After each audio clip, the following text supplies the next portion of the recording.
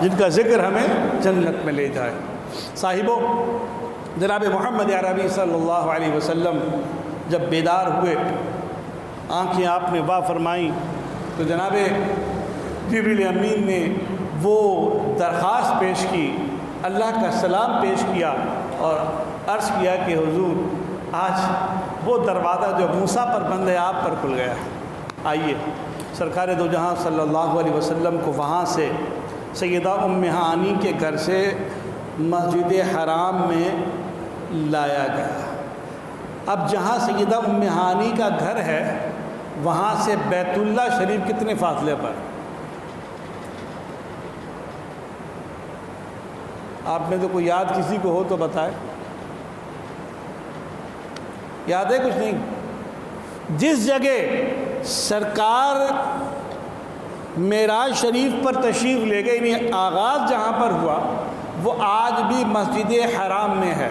جو مطاف کا ایریا تھا اس سے تھوڑا سا باہر، یوں سمجھ لیں یہ مطاف جہاں طواف کرتے ہیں اس سے تھوڑا سا باہر سیڑھی چڑھ کر جائیں گے تو وہ ایک پلر بنا ہوا تھا، اب شاید وہ ختم کر دیا گیا، وہ اب احاطہ کو بڑھا دیا گیا، وہ سیدہ ام ہانی کا۔ یوں سمجھ لیں کہ بیت اللہ سے آپ مسجد میں دو تین مرتبہ آگے چلے جائیں تو تھوڑا سا یعنی کراس کر لیں تو مسجد یعنی حرام تو ہے ہی وہ مسجد حرام، لیکن بیت اللہ قریب آ جاتا ہے۔ تو جبریل امین حضور پاک صلی اللہ علیہ وسلم کو مسجد حرام میں لائے اور پھر آپ صلی اللہ علیہ وسلم جاگنے اور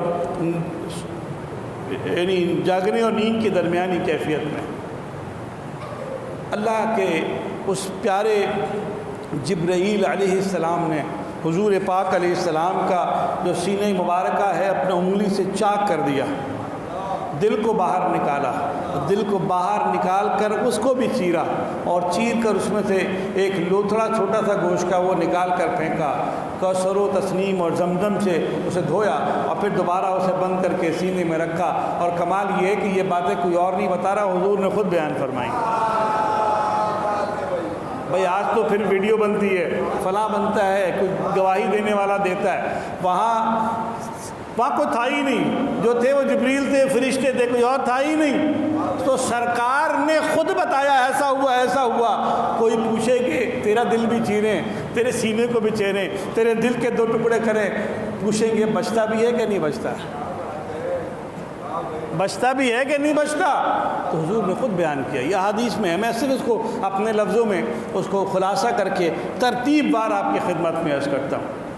حضور اقدس صلی اللہ علیہ وآلہ وسلم فرماتے ہیں کہ اس کے بعد مجھ پر میرے سامنے سواری پیش کی گئی جسے براق کہتے ہیں، گھوڑے کی طرح کی سواری ہے، خچر اور گھوڑے کے درمیان وہ سواری پیش کی گئی۔ آقا دو جہاں صلی اللہ علیہ وآلہ وسلم کو درخواست کی گئی کہ یا رسول اللہ اس پر سوار ہو جائیے۔ فرماتے ہیں کما قال کہ جب میں سوار ہونے لگا، جیسے ہی سوار ہوا تو اس براق نے تھوڑا سا ہلنا شروع کیا تو اسے ڈانٹ پڑی، تجھے معلوم نہیں کہ تجھ پر کون سوار ہو رہا؟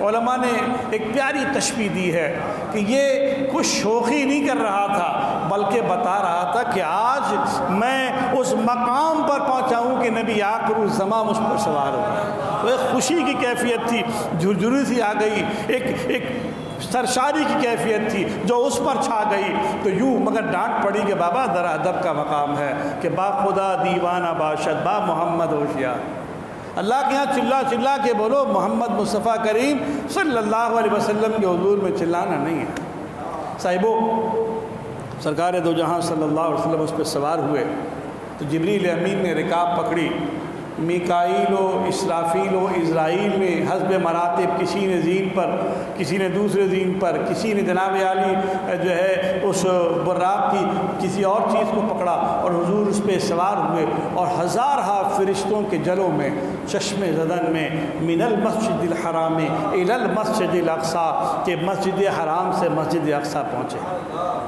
مگر سوچو، بار بار سوچو کہ براق پہ سوار ہوئے، براق برق بجلی کو کہتے ہیں، آسمان پر بجلی چمکتی ہے، دیکھا ہے کبھی چمکتے ہوئے؟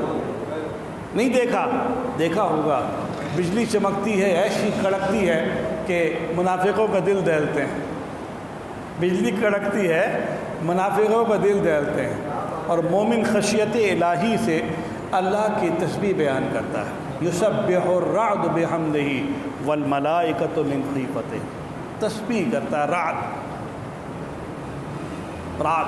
کڑک جو ہوتی ہے بجلی کی، اور ملائکہ اس کے خوف سے۔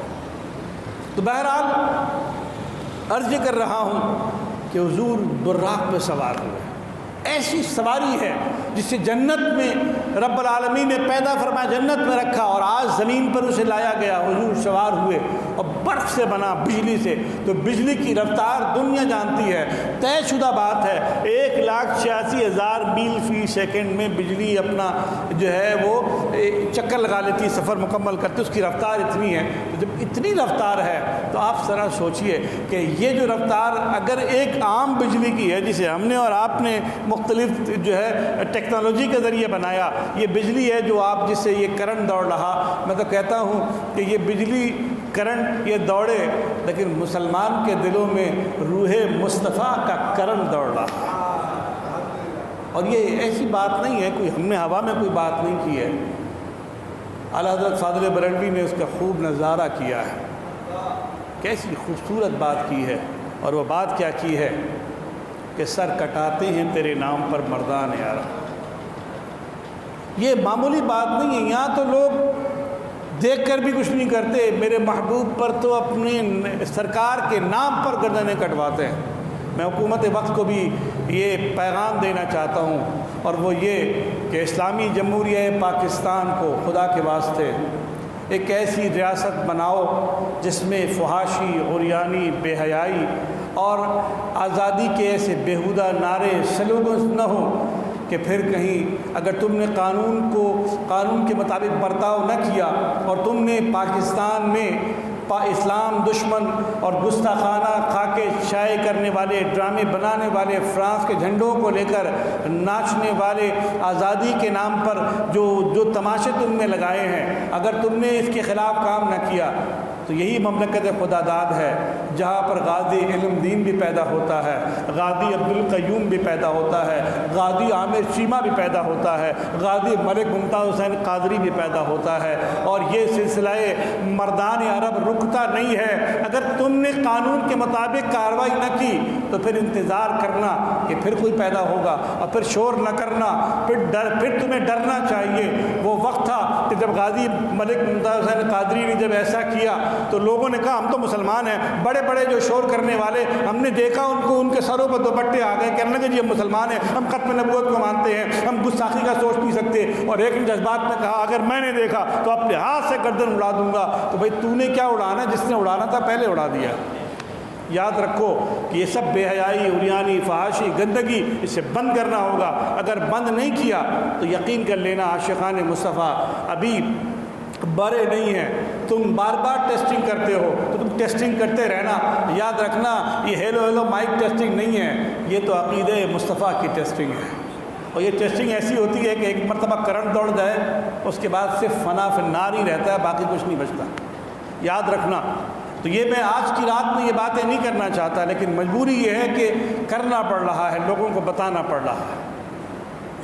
یہاں ایک نکتے کی وضاحت بھی کر دوں، اگر آپ نے کوئی ایسی چیز دیکھی، کوئی گستاخی دیکھی، کوئی گستاخانہ سلوگن دیکھے تو اللہ کے واسطے وہ 4-6 لوگوں نے اس کو لگایا، آپ اس کو پھیلائے جا رہے ہو، اس کی اجازت نہیں ہے۔ اجازت صرف اتنی سی ہے، آپ نے کوئی چیز نوٹ کی، آپ اس کو صرف یہ بتائیں کہ جناب یہاں یہ ہوا، کیا ہوا اس میں نہیں جانا۔ ان کا مقصد یہی تھا کہ وہ 14 لوگوں میں تھے، آپ 14 کروڑ لوگوں میں اسے پھیلا رہے ہو، تو پھر آپ نے ان کا کام کیا، دین کا کام نہیں کیا ہے۔ یاد رکھیں یہ نکتے کی ضرورت ہے، اس کو سمجھنے کی ضرورت ہے۔ اللہ جل شانہ اپنی رحمت فرمائے۔ تو عرض یہ کر رہا ہوں کہ حضور تو براق پہ سوار ہوئے، اور براق جس رفتار سے ہے سرکار کے فرمان کے مطابق کہ جہاں اس کے نگاہ پڑتی وہاں اس کے قدم پڑتے، اور یوں براق چشم زدن میں مسجد حرام سے مسجد اقصیٰ پہنچا۔ لیکن کمال یہ بھی ہے کہ مسجد اقصیٰ پہنچا، راہ کا جو سفر کا جو راستہ ہے اس سفر میں حضور نے کیا کیا دیکھا وہ سب سرکار نے خود بیان فرمایا۔ اب قرآن نے اس کو کہا سبحان الذی اسری بعبدہ سبحان، سبحان، پاک ہے وہ ذات۔ سبحان کون ہے؟ اللہ ہے۔ یاد رکھو کہ اگر کسی کا نام عبد السبحان ہو تو اسے سبحان نہیں کہہ سکتے، کیونکہ سبحان صرف اللہ کی ذات ہے، اسے عبد السبحان تو کہا جائے گا۔ اس لیے نام رکھو تو لوگوں کو بتاؤ خبردار میرا نام سبحان نہ لینا، میں عبد السبحان ہوں، میں سبحان کا بندہ ہوں۔ سبحان تو وہ ہے جس نے فرمایا سبحان الذی اسری بعبدی، پاک ہے وہ ذات جو لے گیا اپنے بندے کو۔ پاک ہے، کس چیز سے پاک؟ کس چیز سے پاک؟ کمزوری سے، عیب سے، کمی سے، نقص سے، کچھ نہ کر سکنے سے۔ میرا رب تو وہ ہے علی کل شیء قدیر، وہ تو ہر شے پہ قادر ہے، پاک ہے وہ ذات۔